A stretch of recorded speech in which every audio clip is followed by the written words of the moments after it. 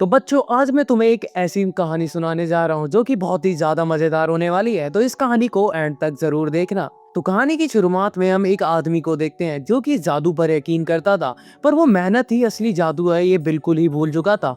तो बहुत समय पहले की बात है, एक गांव में रामनाथ नाम का एक आदमी रहता था। वो एक बहुत बड़े जमींदार का बेटा था। जब उसके पिताजी की मृत्यु हुई तो उसे बहुत सी जमीन मिल गई। पर पता है क्या हुआ? रामनाथ ने अपनी जमीन की कभी परवाह ही नहीं की, क्योंकि उसको लगता था कि इस दुनिया में कोई ऐसी जादुई औषधि है जो किसी भी चीज को सोने में बदल सकती है। बस फिर क्या था, दिन हो या रात वह उसे औषधि को ढूंढने में लगा रहता। उसने लगभग अपनी सभी दौलत को इस औषधि को ढूंढने में खर्च कर दिया था, और इसी बात का फायदा उठाकर बहुत से लोगों ने उसे कई बार ठगा भी था। लेकिन वहीं उसकी पत्नी मधुमती बहुत ज्यादा समझदार थी। वो रोज कहती, रामनाथ, ये कैसी बेवकूफी है, तुम मेरे सारा पैसा बर्बाद कर रहे हो। पर रामनाथ हंसकर कहता, अरे मधुमती, बस थोड़ा सा सब्र करो, जिस दिन वो मुझे औषधि मिल जाएगी ना, हम इस दुनिया के सबसे अमीर लोग बन जाएंगे। और ऐसे ही करते करते दिन बीतते गए, महीने बीतते गए, और एक दिन गांव में एक मशहूर साधु आए। नाम था महीपति। लोग दूर दूर से उनके पास आते थे। रामनाथ भी उनके पास भागा और बोला, महाराज, कृपा करके बताइए कि सच में कोई ऐसी औषधि है जो कि चीजों को सोने में बदल सकती है। तभी वो साधु मुस्कुराए और बोले, हाँ, ऐसी औषधि होती है। मैंने उसके बारे में हिमालय की यात्रा के दौरान सुना था, लेकिन उसे बनाना बहुत ही कठिन है।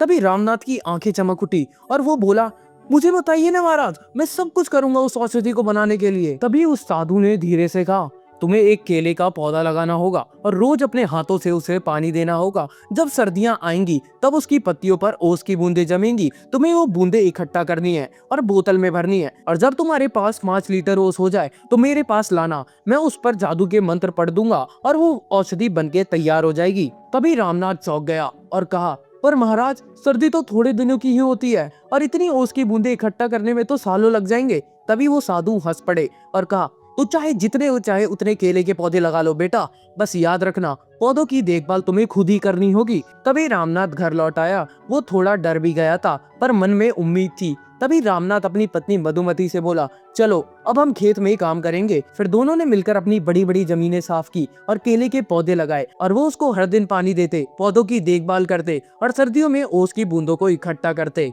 और अब धीरे धीरे खेत हरे भरे हो गए। मधुमती केले बेचने लगी और धीरे धीरे उनका घर फिर से खुशहाल होने लगा। और ऐसे ही होते होते 6 साल बीत गए। आखिरकार रामनाथ ने 5 लीटर ओस इकट्ठा कर ली। वो बहुत खुश होकर साधु के पास गया। साधु ने बोतल ली और कुछ मंत्र पढ़े और बोला, लो बेटा, अब इस औषधि को आजमाओ। तभी रामनाथ ने तुरंत बड़ी उम्मीदों से कुछ बूंदे एक तांबे के बर्तन पर डाली, पर कुछ भी नहीं हुआ। वो गुस्से से बोला, ये तो धोखा है, मैंने अपनी जिंदगी के 6 साल बर्बाद कर दिए।